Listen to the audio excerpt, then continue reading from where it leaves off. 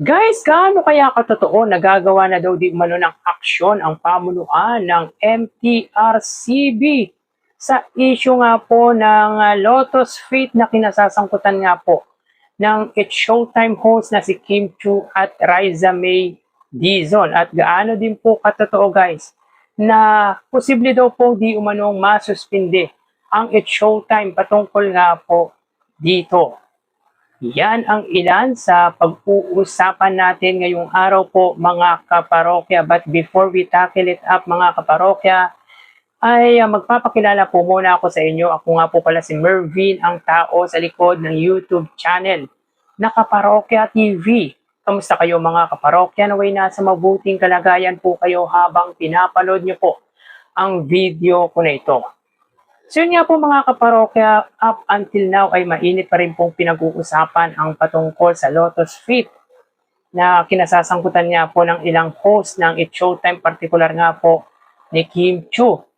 Marami nga po ang umalma at di nagustuhan ang pagbanggit ng It's Showtime host sa pangalan nga po ng Eat Bulaga host na si Riza May Dizon na tila para sa kanila ay kinumpara nga po or na face shaming si Riza May Dizon sa ginawa nga po ni Kim Chu. At ayon nga po sa nakita nating lathala ng isang Facebook page ay gagawa na daw po ng aksyon dito ang pamunuan ng MTRCB. Sa mga hindi po nakakaalam, ang chairman nga po or chairwoman nga po ng MTRCB ay ang anak nga po ng original or isa sa original host ng Eat Bulaga na si Tito Soto na si Lala Soto. Sa mga hindi po nakakaalam muna guys, ang Media Watch ay dating si Procnoy. Meron po itong 47,000 followers. At supportive nga po ito sa GMA Network, sa Kapuso Network at against nga po sa mga programa ng ABS-CBN against sa It's Showtime. Si Procnoy guys or si Media Watch ay matindi rin po ang ginawang paninira nito nung time na nagkaroon niya po ng feud ang Tape Incorporated at ang Tito Vic and Joey. Kumbaga panig po ito sa Tape Incorporated at ilang beses din po natin binigyan ng reaction ang mga pinagsasabi nito nung time na kasagsagan or kainitan niya po ng patungkol sa awayan ng Halusos Clan or Halusos Family at Eat Bulaga or Tito Vic and Joey. So yun nga po guys, basahin natin ang write-ups na ito ng ni Media Watch. It's Showtime posibleng masuspinde dahil sa ginawang pambabastos ni Kim Chu sa Eat Bulaga host na si Riza May Dizon. Kim Chu suspendido ba? So guys, kahapon upon watching sa live episode ng It's Showtime ay present naman po si Kim Chu. So meaning guys ay hindi po suspendido or hindi po nasuspinde si Kim Chu. So basahin natin guys, kumbaga ituloy natin guys. Bad taste at foul ang ginawang pambabastos ng It's Showtime host na si Kim Chu sa kalabang noontime show na Eat Bulaga host na si Riza May Dizon kamakailan. Si Riza May ay 21 years old at di hamak na mas matanda si Kim Chu ng 15 taong pagitan. So yun nga po guys ang problema eh. Mas may edad si Kim Chu pero mas pinapakita ni Riza May Dizon ang pagiging professional at pagiging matured. Pagiging matured nito kesa kay Kim Chu. So siya na nga po guys ang tila binanggit ang pangalan live on television ay siya pa po ang tila nag-acknowledge pa po kay Kim Chu. Yung pag-shoutout guys ay tanda ng respeto ni Riza May Dizon kay Kim Chu. So dito guys, sinasabi or parang sinasabi ni Media Watch na umakto or gumalaw ng naayon sa edad si Kim Chu. So yan lang po ang pagkakaintindi natin sa inilathalang ito ni Media Watch. So tuloy natin mga kaparokya. Ikinumpara ni Kim Chu si Riza May Dizon sa tinatawag na Lotus Fit na isang may edad na babae sa bansang China dahil sa kakaibang hugis at laki ng kanyang paa. So dito guys, makikita nyo po ang itsura ng isang lotus feet. At makikita naman natin guys, obviously na malayong malayo naman po sa itsura ni Riza May Dizon, yung tinatawag na lotus feet. Kaya sinasabi ko guys, ay hindi po talaga intensyon ni Kim Chiu ang pagbanggit sa pangalan ni Riza May Dizon live on television. Nagulat lang po siya dahil biglang lumabas nga po si Jugs, na in fairness naman po kay Kim Chiu guys, ay medyo hawig naman po talaga si Jugs kay Riza May Dizon, lalo na nung bata pa po or nung mataba pa po si Riza May Dizon. So tuloy natin guys. Tila isang derogatory din itong binitawan ni Kim Chiu at mukhang hindi na nag-iisip dahil nire-respeto at ginagalang ang tinaguriang lotus feet sa bansang China. So, derogatory guys means panlalait or paninirang puri. Yun yung pagkakaintindi po natin guys sa sinabi nitong derogatory. At yun nga po, marami nga pong fans ni Riza May Dizon ang nagsasabi na parang iniinsulto, sinisiraan, parang hinahamak si Riza May Dizon ng It's Showtime host na si Kim Chiu sa pagbanggit nga po nito ng pangalan sa isang segment ng It's Showtime na Laro Pick. Meron po kasing comedy skit ang Laro Pick at bigla na lang pong nabanggit ni Kim Chiu si Riza May Dizon na kung saan ay naka-outfit po or nakapangsuot na lotus feet ang isa po sa host ng It's Showtime na si Jugs. So yun po guys ang hindi po nagustuhan ng mga fans ng Eat Bulaga host na si Riza May Dizon. Hindi nila ginagamit na basta-basta na gamitin. Ulitin natin, hindi nila ginagamit na basta-basta na gamitin or bigkasin ang kanilang bansag or kapangalanan sa walang pararakan or gawin itong uri ng biro or ano paman ng walang saysay.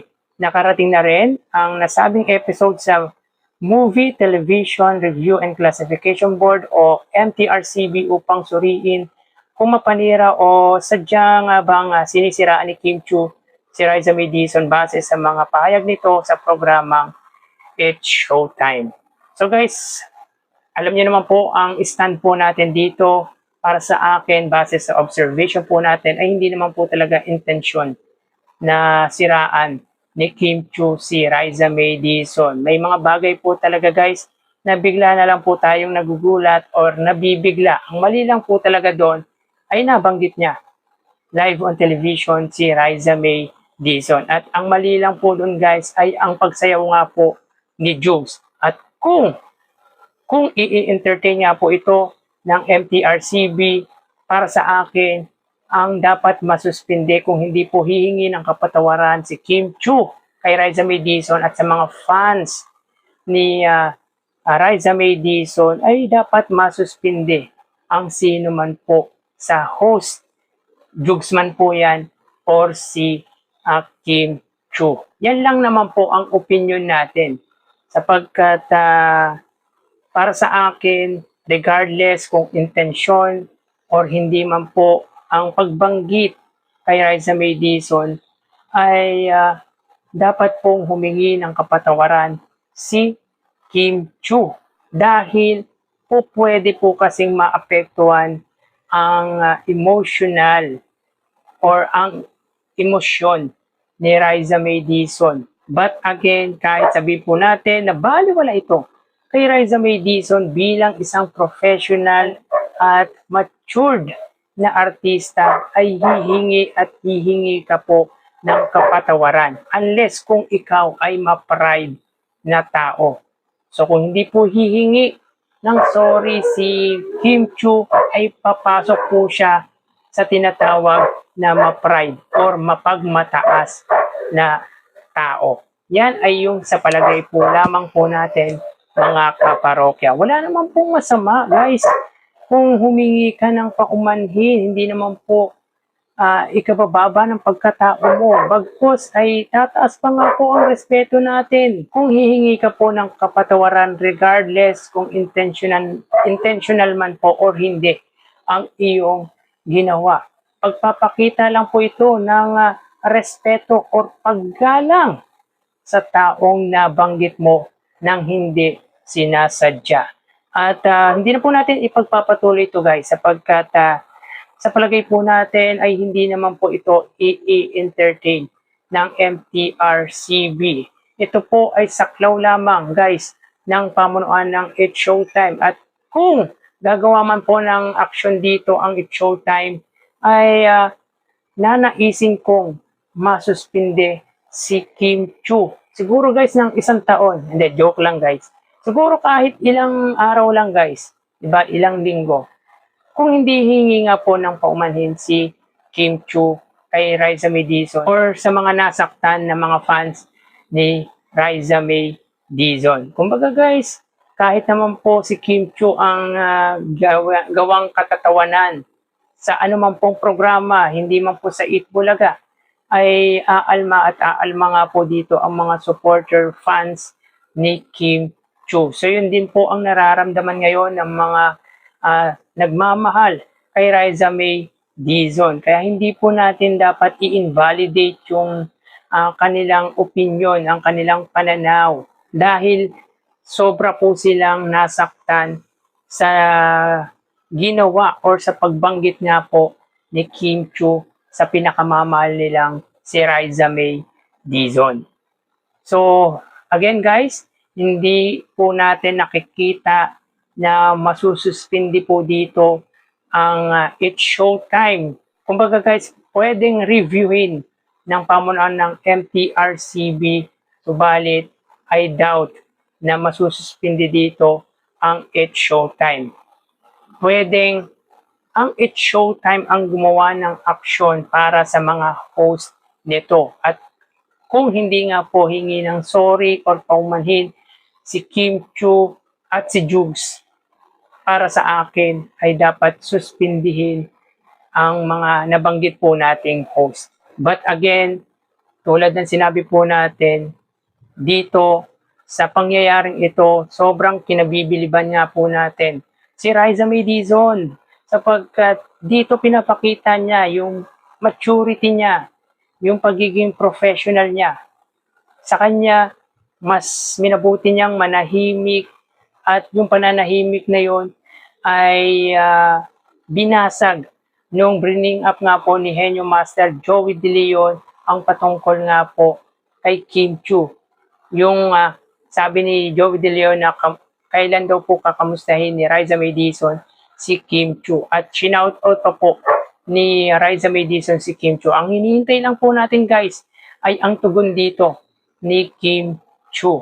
Magpahanggang ngayon ay wala pa pong reaction o response si Kim Chu sa shoutout na sinabi ni Raisa May Dizon. Very respectful guys si Raisa May Dizon, gayong siya na nga po ang ayon sa nakararaming fans ni Raisa May Dizon ang nabastos, pero siya pa po ang tila nag-shoutout kay Kim Chu. Hindi po kaya guys, hindi po kaya bringing up or hindi po kaya inopen ng mga It's Showtime followers or fans ni Kim Chu na binanggit siya ni Raisa May or shoutout siya ni Raisa May sa Eat Bulaga?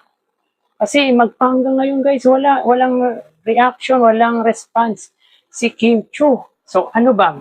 Minamalit niya ba si Raisa May Dizon? Yun ang sa palagay lang po natin parang wala siyang reaction, wala siyang response eh. So, parang pinapakita nito na Raisa May ka lang. Kim Chu ako, ganun ba yon? Di ba?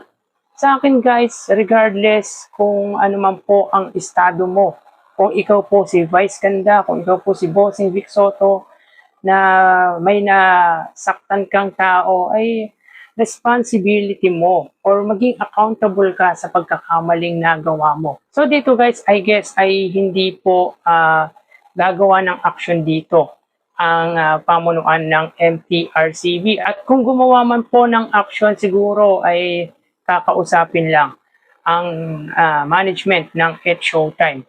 Pero I doubt na masususpindi dito ang It's Showtime. Dahil ito ay pwedeng gawan na lang po ng aksyon ng management ng It's Showtime. 'Di ba? Ang problemang ito or yung kinasangkutang ito ng kanilang host ay ang It's Showtime management na lang po ang pwedeng gumawa ng response patungkol dito. So anong masasabi nyo hinggil dito sa inilathalang ito ni Media Watch? Paki-comment naman po sa comment section ng video ito ang opinion at ang reaction ninyo. Salamat at God bless.